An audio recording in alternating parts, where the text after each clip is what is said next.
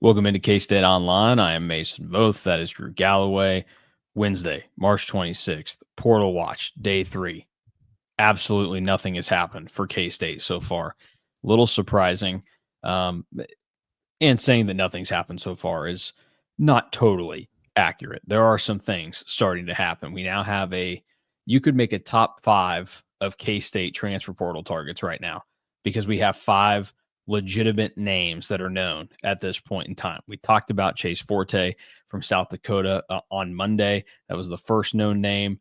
Then yesterday, we mentioned All Right as a guy that was in the portal from Valparaiso that we discussed. And we can probably start with All Right, Drew, because it does seem like this is not just hey, there's a direct connection, there's some contact. It seems like this is going to get a little bit deeper, and this is the first one that K-State it comes across as they are going to be in the thick of this thing and try to make this happen. Yeah, it does seem like K-State and All Right are working on kind of getting everything together, and it would make sense even beforehand. Like, he was somebody that I'd kind of thrown out there when he entered the portal. I was like, I wonder if anything's going to happen there with his father, Joe, playing at K-State. And the more that we kind of get into it, it seems like there is legitimate interest and legitimate mutual interest between the two sides. And I think that it's important to note that I don't think that there is like a direct tie to like All Right coming in and immediately being a starter. Like, I think that he's somebody that probably comes in and is more of like a sixth man type, which K-State needs, because if you look at what K-State is bringing back, what they kind of need, they need 3 or 4 guys that can immediately be in the rotation, with 3 being starters and 1 being a bench piece. And All Right would be a pretty good starter or a really good bench piece on a pretty good team. So I think that this makes sense. He is a step ahead of Brendan Hasen, like I said, because I think that there is a little bit more that you can unlock with All Right, because he can get to the basket and isn't just a spot up shooter. So I think that there is a legitimate path for All Right to play a pretty big role on K-State's team next year if K-State were to land him, which is a good thing, because you need your first few guys that you get out of the portal to be guys that you're like, okay, we can rely on this guy. Yeah, you want it to be guys that they're going to play. They're going to have some role in some way. And we discussed earlier this week, the first domino that's fallen for K-State had typically been maybe one of the more significant gets that they would get. But it hasn't, they haven't taken in a guy and it's been like, okay, you're stashing him away. This is a wild card, because you can get those wild cards later on. Now, as we know, there's no guarantees in the transfer portal. Basically, all of these guys are wild cards because they have to come and fit into this system. And there's a lot of other stuff that goes into it than just fitting into the system. But you are going to, All Right would be a guy that you already know what the path would be for him next year. This is not bringing him in to be your best player, but you know that he's going to be on the floor X amount of minutes. He's going to have this role. He can do this for you. That's what K-State would be looking at there. And it'd be a good start. And it would get, this is all about driving energy for people, and people want to have good news come across. K-State was able to get this done.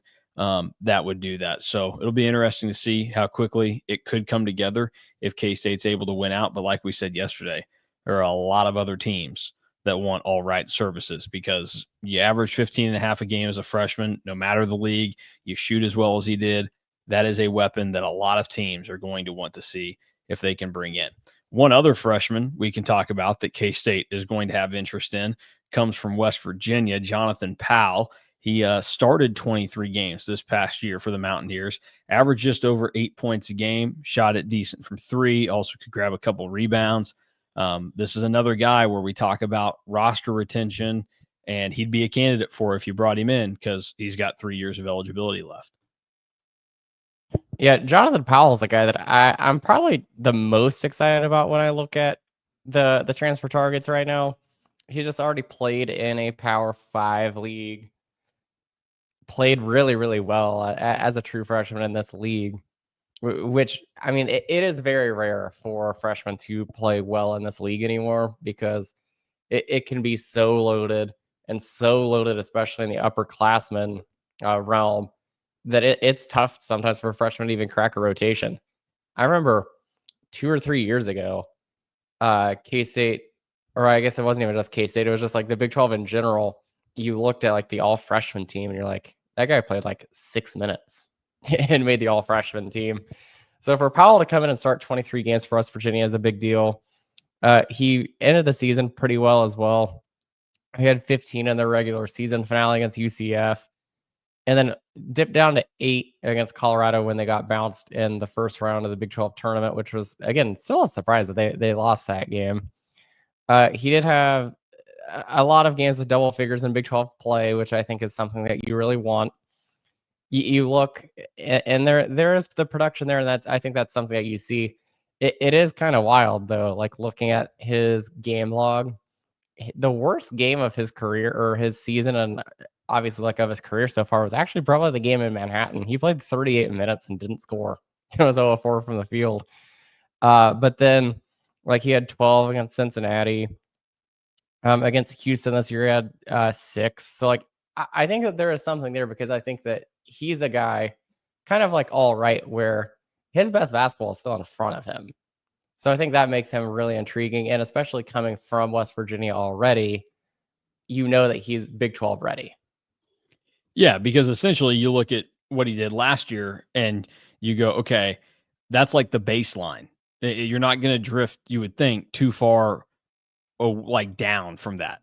And as a young guy, there's a chance that it could go upward from that, and that's what your expectation would be. So this is the kind of guy that I'm with you. Of the names that we've seen so far, is maybe the most interesting to me. Maybe next to All Right, just because that one feels like it could be further along quicker for K State. And as we all know, I like shooters, so you see both Powell and Wright over 35% from three. That's a big deal to me. But it makes sense. And for everything you're saying, like he's already proven in the Big 12. And this was a year where the Big 12 had some really good freshmen in it. And he was one of them, just on the outside looking in of the all freshman team. So I think Jonathan Powell would be one that, if you're a K-State fan, you'd look at it and you'd say, you got enough to work with. If everything makes sense, that's who you want to go for. Because that's, before we move on to a couple of the other names that we have to discuss today, I do want people to keep this in mind, that when we talk so much about the transfer portal right now, it is going to be, does it make sense? Can you make it happen? So it's not just, hey, we like this guy as a basketball player, he wants to come play basketball here. You have to make it all make sense in the financial sense. And that's, in some ways, in the transfer portal, the biggest obstacle right now in a lot of ways. That's why some guys are going to be in the portal and why others are not going to be in the portal, so you can retain or not in certain situations. And then when you're trying to build out a roster using the transfer portal, you're going to have to make sure it makes sense. And so some guys, you're going to get to them, and this is not any indication on Jonathan Powell's situation or anything, but if take him for example, there would be a cutoff point and a number where Jonathan Powell just doesn't make sense for K-State. And that's everybody that's in the portal. And K-State has to do a better job of realizing where the cutoff point is, because in a lot of ways, that's probably what screwed them last year. You think about Ugonna and Yinso, they went way past the cutoff point for a player like that.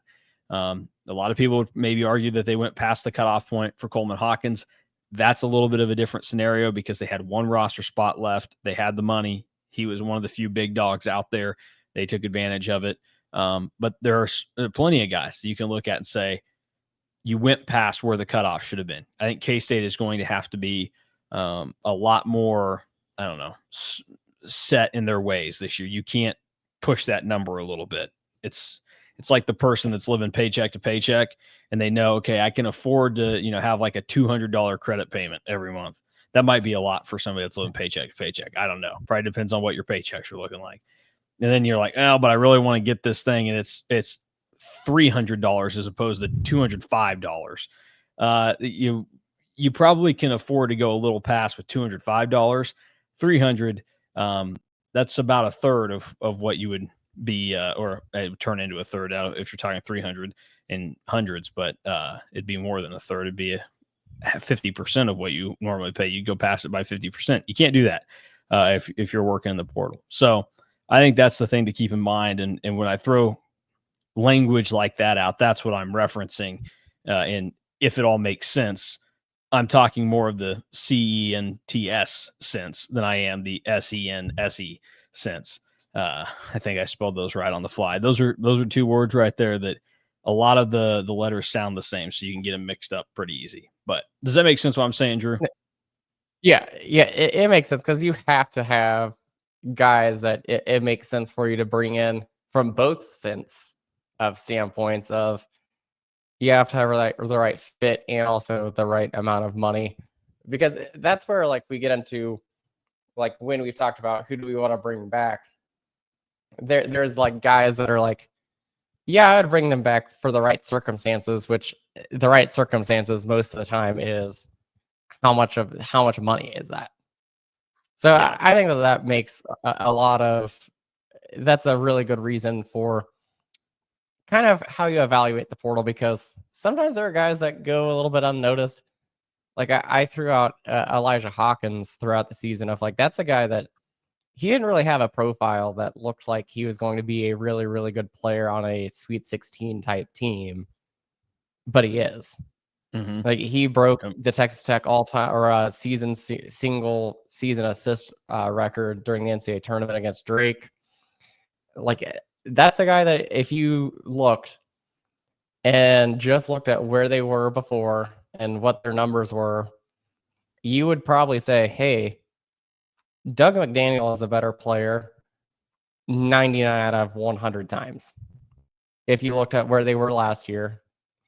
But this year, Elijah Hawkins was the better player. So you have to find the right fit as well. And I think that's something that just kind of went overlooked last year, and is something that hoping gets dialed in a little bit this year. We're seeing guys that I think fit what K-State needs a little bit more in these first handful of targets than I think that we saw last year. Yeah. And if you go and look, a guy like Elijah Hawkins, Texas Tech didn't add him until April 30th last year. And then really a lot of the transfer class for Texas Tech last year wasn't figured out until then. Christian Anderson, who plays minutes for him, he was a high school guy, but like that didn't come until later in the process. But then you look at the other transfers. JT Toppin was late. He was a May 28th guy. That way later than what you would normally assume. But, they added Federico, Kevin Overton in the middle of April. And that's when a lot of teams last year were adding guys. But it'll be interesting to see. But you can get good finds late. And that's the other element of this where we talk about the portal being wild cards. You really just don't know. Like, that's why you have to be not only mindful of the personality and the money and the other stuff that's important in trying to work through the portal, but just identifying the specific traits that you could look at and say, I think that could play at this level. Because I imagine that is something that Texas Tech, they maybe didn't think that he would become the single season assist leader in Texas Tech history, but they maybe, when they were looking at a guy like Elijah Hawkins, were able to say to themselves, hey, we like this guy's passing. He can set a lot of stuff up for us. And if you go through and look at what he did at Minnesota, like that would make sense. He was 7.5 assists a game. He shot it well. He shot it a little worse this year than he did the last two seasons of basketball, but he had more attempts by about a full shot. So that's what K-State has to do a better job of, is what does this guy do that actually translates to this level, and is it proven? Because a guy like Igana and Yenso, he had done nothing to prove that he was going to be able to do some of this stuff. The shot blocking was the only thing, and it didn't really translate. By fall, you brought a guy in just to sit on the bench all season. There are a lot of issues with how it worked out for K-State last year. We'll move on. A couple of final names here that are now officially on the radar for K-State. Amarion Dickerson from Robert Morris. He had 25 points in Bobby Moe's loss to Alabama in the NCAA tournament. He's got 1 year remaining. Stands at 6'7", 185, but 13.3 points a game, nearly 6 rebounds, and 2.3 blocks per contest as well. So he can kind of do a little bit of everything there. A little undersized for maybe how K-State would want to play him, because he's not much of a shooter. but he obviously has a lot of grit to him, I would say. Yeah, Dickerson is interesting to me because I'm struggling to figure out where K-State would want him. Like, I think that he's a fun player. Like, you could argue he was probably the best player on the floor when Robert Morris played Alabama. Like, he was that good in their first round game. The hard part is that he's 6'7" and is listed as a guard, but isn't really a guard because he can't really shoot very well. And a lot of his attempts come at the rim. So I think that he might be, I think he's probably more of a 4 at this level. And I think that it is something that he could do because he's a really good defender, can really rebound, especially for his size, and has the athleticism to get the blocks.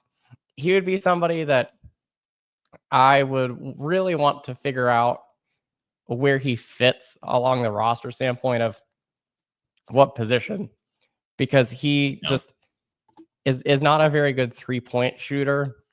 So he probably can't play.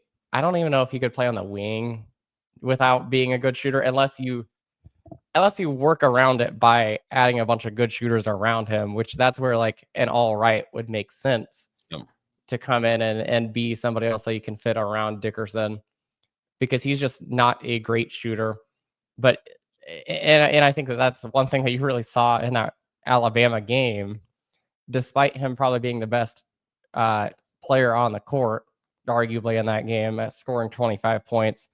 He was 11 of 22 from the field, but 1 of 8 from 3. Yep. And I think that that's something that you probably have to hesitate a little bit on. Yeah, I don't think this is a bad basketball player, but No. this is one that you go, where's the value? How does it make sense for a team in the Big 12? Because you imagine a guy like this that performed well for a team that made it to the NCAA tournament, and then against better competition had a good game. Dickerson played about 30 minutes a game for Robert Morris this year, started 31 of their 35 games. And so you ask yourself, like, is he comfortable sliding back to playing 15, 20 minutes a game for a Big 12 team? Because that's, to me, that's more of the player he is, because like you're saying, he's undersized for really the position that he should play for you.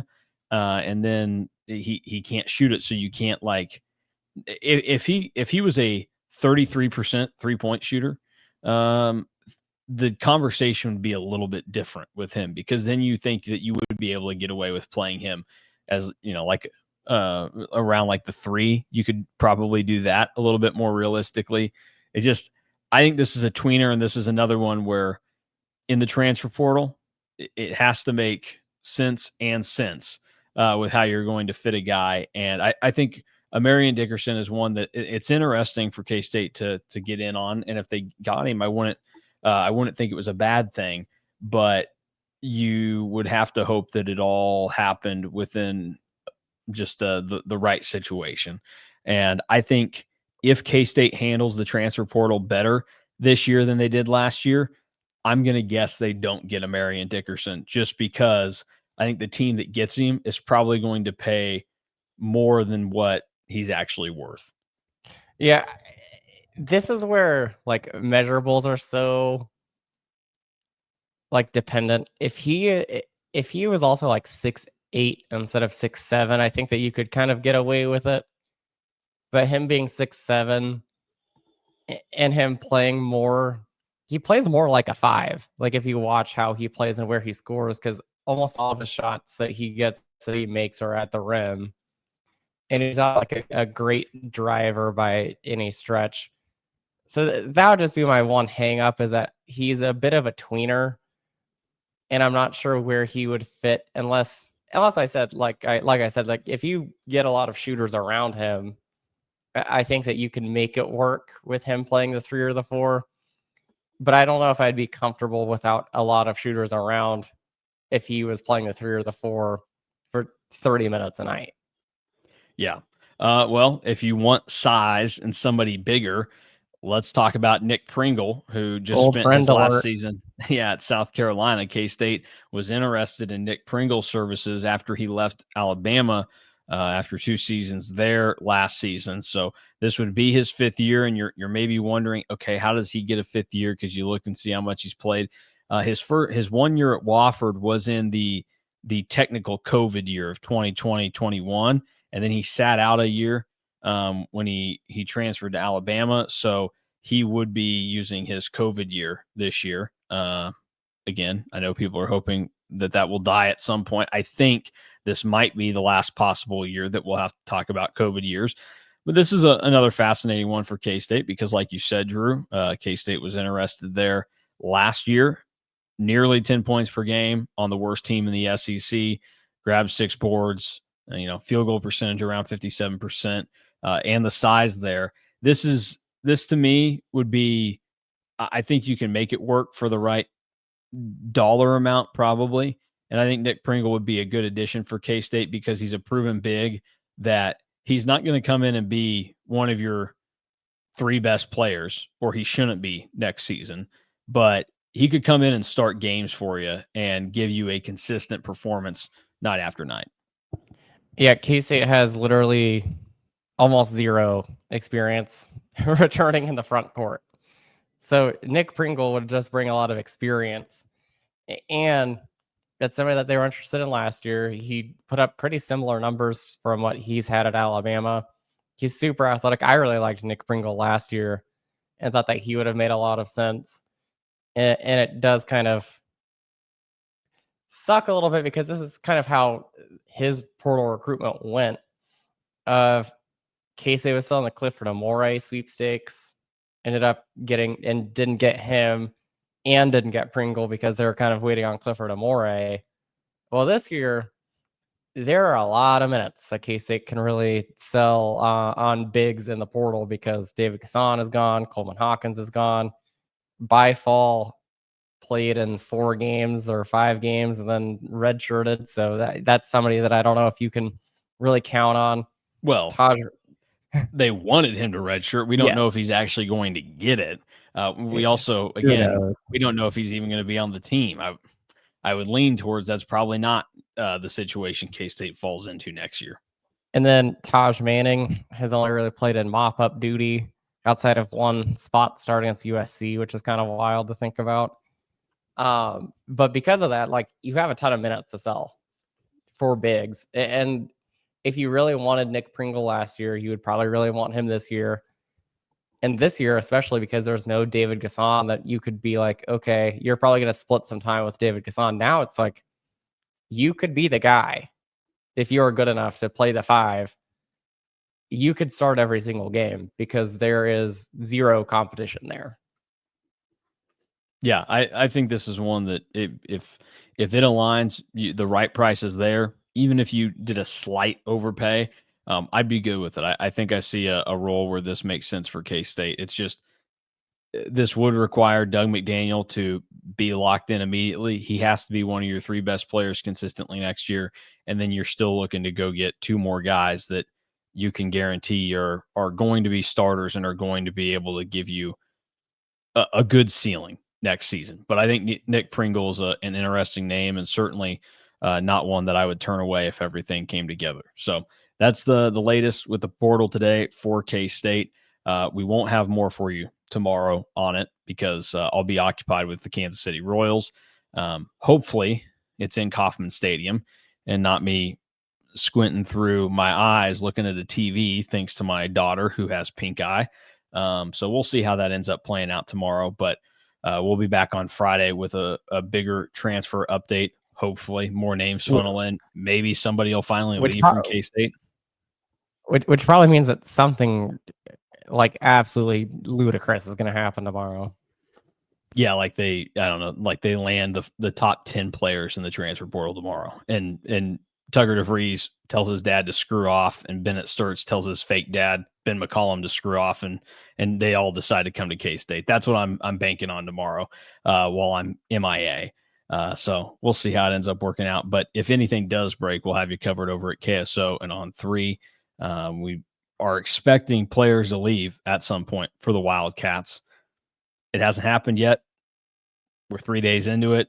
It's got to be coming. We'll see. But we'll have a full video update and podcast update for you on Friday. But that'll do it for us today. For Drew Galloway, I'm Mason Bowe. Thanks for watching the KSO show. Back again on Friday. More portal talk.